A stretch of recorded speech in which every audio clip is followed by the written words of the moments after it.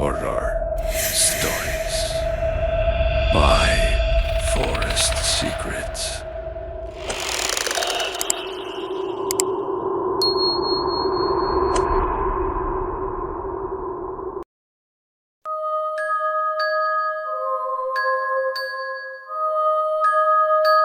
Ako po si Kimi ng Bataan, 26 na ngayon.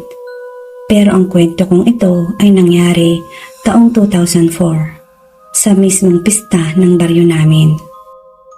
Ilang taong gulang pa lang ako noon. Ang huling gabi ng selebrasyon ay dapat masaya. Pero simula noong taon na yon, hindi na naulit pa ang pista. Dahil may isang batang hindi na makita at isang tunog ng iyak ang hindi nawawala. Nangyari ito sa barangay namin, isang maliit na baryo sa gilid ng bundok. Kada taon, tuwing Hunyo, may pista para sa patron namin na si San Juan. Laging may prosesyon, palaro sa plaza at sayawan sa gabi ng mga kabataan. Puno ang simbahan at ang paligid nito tuwing selebrasyon. May peryaan at iba't ibang mga nagtitinda. May batang laging kasama sa mga ganitong okasyon. Ang pangalan niya ay Leo. 9 na taong gulang. Tahimik, mahilig sa candy o lollipop, at anak ng isang mananahi. Kasama siya palagi ng mama niya kapag may misa o parada. Noong huling gabi ng pista, bandang 7:00 ng gabi, nakita si Leo sa gilid ng simbahan. Nakaupo siya sa may bangketa habang ngumunguya ng candy. May hawak itong laruan na umiilaw. Mailan raw sa amin na nagsasabing may nakita silang matandang lalaki na nakasuot ng itim, walang dalang kahit ano, at lumapit kay Leo. Nang tanungin ng mga matatanda kung sino ang matanda na yon, walang makapagsabi kung taga-baryo ba siya. Hindi rin siya kasama sa listahan ng mga bisita mula sa ibang lugar. Pagkatapos ng sayawan at kainan, napansin na wala na si Leo. Hinanap siya sa plaza, sa bahay nila at sa buong paligid ng simbahan. Walang bakas. Hanggang sa madaling araw, tuloy ang pagkahanap pero hindi pa rin siya makita. Kinabukasan, ipinasara muna ang simbahan. Nagtulungan ang mga tanod at mga kalalakihan ng baryo para halughugin ang buong lugar. Subalit, wala talagang matagpo ang Leo. Walang bakas ng sapatos, damit, walang senyales ng sapilitang pagdukot sa kanya. Pagkalipas ng 3 araw, isang sakristan ang unang nakarinig ng iyak mula sa loob ng simbahan. Bandang 3:00 daw yon ng madaling araw. Akala niya may batang naiwan. Subalit, pagpasok niya, patay ang lahat ng mga ilaw. Wala ni kahit isang tao. Sarado ang mga pintuan sa loob, pero malinaw at umieko ang pag-iyak. Naulit ito gabi-gabi. Ilang beses nilang sinubukang i-record gamit ang lumang tape recorder ng kapilya. Pero sa tuwing i-record nila, puro static lang ang nire-record. At kung makikinig ka sa static, may parang boses na sumisingit. Hindi sigurado kung ano ang sinasabi. Dumating ang isang pari mula sa lungsod para ipabless ang simbahan. Matapos ang misa, pansamantalang tumigil ang pag-iyak. Pero noong gabi rin na yon, isang ginang ang sinapian sa harap ng altar habang nagdarasal. Paulit-ulit siyang sumisigaw. Hindi pa siya umuwi. Hindi siya marunong bumalik. Ang saad ng matandang sinapian. Matapos ang insidenteng yun, tuluyan ng sinarado ang simbahan tuwing gabi. Ang pista ng San Juan ay hindi na rin ipinagdiriwang sa parehong petsa. Pinalitan ng simpleng dasal at tahimik na paggunita. Si Leo, hindi na siya nakita hanggang ngayon. Pero may ilang taga-baryo, lalo na yung mga malapit lang sa simbahan, ang nagsasabi na nakita pa rin nila ang isang batang nakaupo sa bangketa. Minsan, may hawak pa daw na candy at laruan. At kapag madaling araw na, sa labas ng simbahan, kahit tahimik ang paligid, ay nandoon siya. May maririnig kang iyak na mahina, tuloy-tuloy na parang galing sa likod ng altar. At palaisipan sa lahat ng taga-baryo ang pagkawala ni Leo.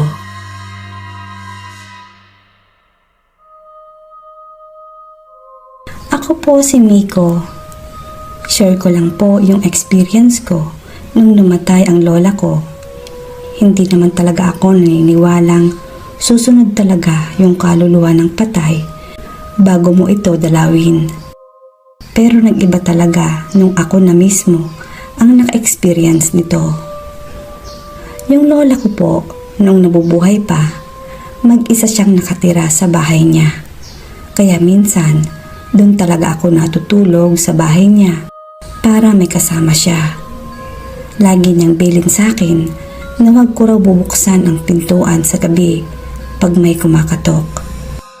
Dahil may kumakatok daw talaga na hindi natin nakikita. Pero sa totoo lang, nakikita ko yon.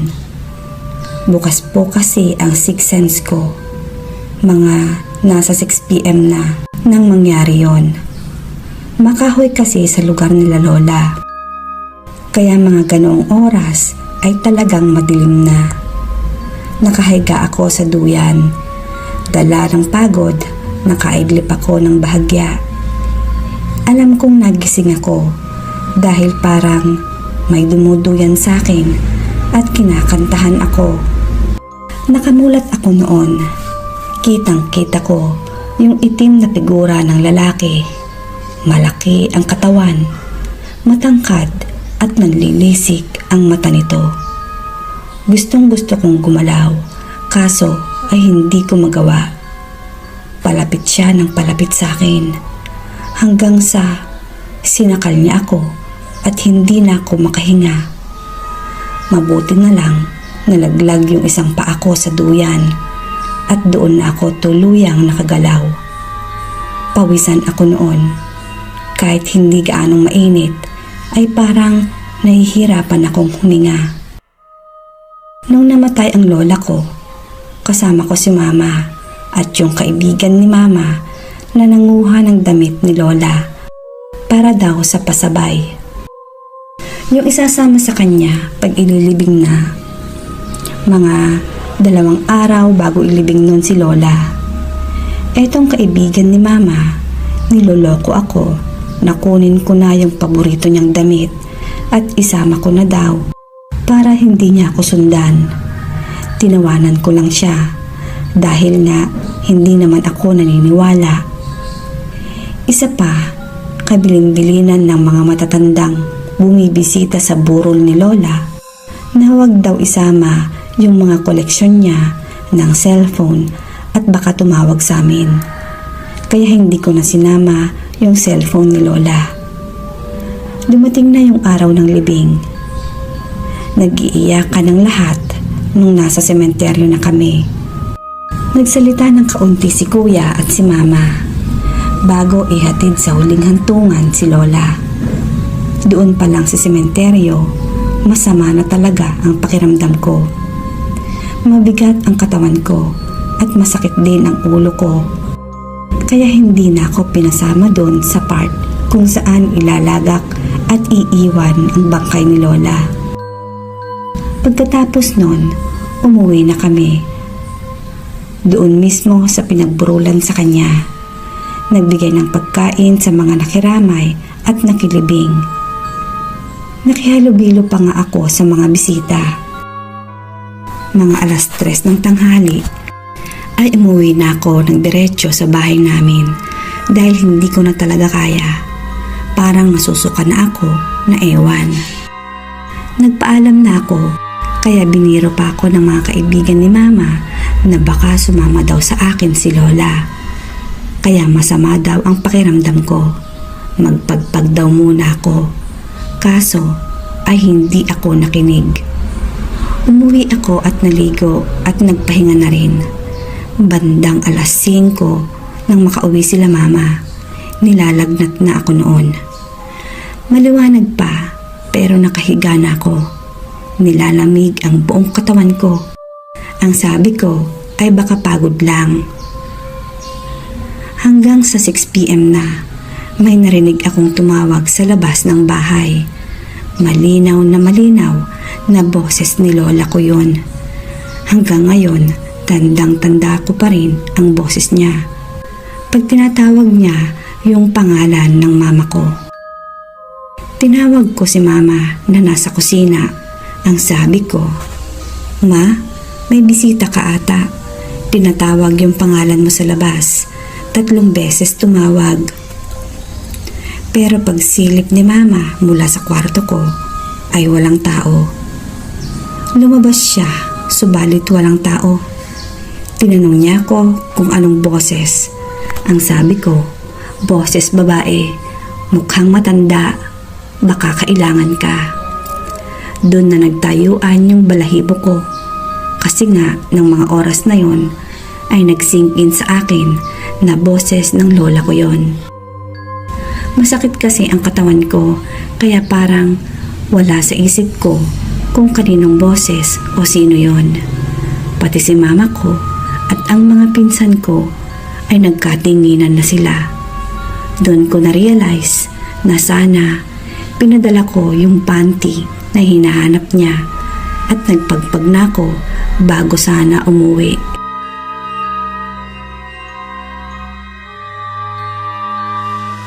Alex na lang ang itawag niyo sa akin. Isang travel content creator, vlogger, storyteller, at ang niche ko, kakaibang lugar, unique experience, minsan off grind, minsan medyo kababalaghan, at alam nyo na, content ay content. Isang araw lang ang nakalipas nang may mag-comment sa isa kong vlog. Sir Miko, kung gusto nyo ng relaxing pero unique, subukan nyo yung massage spa sa South Davao. Ang galing daw doon, pangako, hindi nyo makakalimutan. May kasama pang location at address at thumbnail na mukhang screen capture lang. Madilim pero legit tignan at na-curious nga ako. Pagdating ko sa lugar, sumakay ako ng van na nirentahan ko papunta sa address. 4 na oras. Paakyat, paikot, malalim na bundok. Habang pupunta ako doon, ay unti-unting naging makulimlim at parang malamig sa pakiramdam pero hindi normal. Pagdating sa maliit na barangay, tinuro sa akin ng isang tahimik na ale ang bahay. Lumang kahoy na may nakalagay na Haplos Wellness Home. Tahimik ang lugar, wala masyadong tao. Parang bahay na napag-iwanan ng panahon pero mukhang malinis pa rin. Bumungad sa akin ang isang babaeng nakaputing uniforme. Tahimik siya, mahaba ang buhok, hindi nagsasalita ng marami. Subalit ang aura niya ay kakaiba. Sir Miko, kayo po ba yung may appointment? Ang tanong niya sa akin. Ako nga po. Yung vlog ko po na nirecommend ito sa akin. Saad ko sa kanya. Tahimik lang siyang tumango. Dinala niya ako sa isang kwarto. Simple pero cozy. Walang musika. Amoy coconut oil. Pagkahiga ko, nagsimula na siyang magmasahe. Grabe, Parang alam niya kung saan eksaktong pagod ang katawan ko. Mainit, malamig, malambot, mabigat, pero kumpleto ang haplos niya sa aking likuran. Subalit, 5 minuto ang nakalipas, napansin ko na parang iba ang presensya sa loob. Hindi siya masama, pero hindi rin siya pangkaraniwan. May lumamig na hangin. May langit-ngit kahit hindi gumagalaw ang kama. At sa salamin sa gilid, parang may gumagalaw sa likod ko. Pero hindi ko na yun pinansin. Kasi nga, ang sarap ng pakiramdam ko. Parang idinuduyan ako sa relaxation. Pagkatapos, tahimik niyang sinabi, "Tapos na po, sir." Tumayo ako, nahilo pero magaan ang pakiramdam. Parang hindi lang katawan ko ang namasahe, buong kaluluwa ko. Nagsabi ako ng pasasalamat sa kanya. Ngumiti lang siya at walang sinabi. Lumabas ako ng bahay, dumiretso sa transient ko at nag-livestream. Kwinento ko kaagad sa audience ko ang nangyari. Tawa pa ako ng tawa noon. Para akong bagong ligo sa ginhawa. Subalit, habang nagla-live ako, bumaha ng comments. "Sino yung babae sa salamin? May dumaan sa likod mo, bro. Saglit lang, may kamay na dumikit sa balikat mo." Yun ang mga comment na nabasa ko. Pinatay ko kaagad yung live ko. Kinabukasan, binalikan ko yung barangay para makuhanan ng footage sa araw. Pero wala na ang bahay. Walang landmark. Tinanong ko ang mga tao sa paligid. Pero sagot nila, "Sir, walang massage house dito. Hindi namin alam yung sinasabi mong haplos wellness." Ang sabi ng isang pinagtanungan ko. May ipinakita pa akong screenshot ng address. Ang sabi pa ng isang ate, "Anak, walang ganyang address dito." At yung litrato, parang yan yung nasunog na bahay dati. Matagal na panahon na. Siguro mga 3 taon na. Wala nang nakatira dyan. Nanginig ang kamay ko ng mga oras na yon. Bumalik ako sa hotel at hinanap ang comment na nag-comment sa akin. Wala na. Deleted ang account. Hindi ko na nahanap kahit saan. Pero in-screenshot ko dati. May username siyang inilagay. Naisipan kong i-google. May lumabas, pangalan ng babaeng therapist. Namatay sa sunog sa isang spa sa South Davao. 3 taon na daw ang nakakaraan. Yung nagmasahe sa akin, yung nag-comment, yung nagsabing, "Promise, hindi mo makakalimutan." Hindi pala viewer, hindi pala subscriber. Multo pala ang nag-imbita sa akin. Para maranasan ko ang haplos ng kilabot at masahe ng isang multo.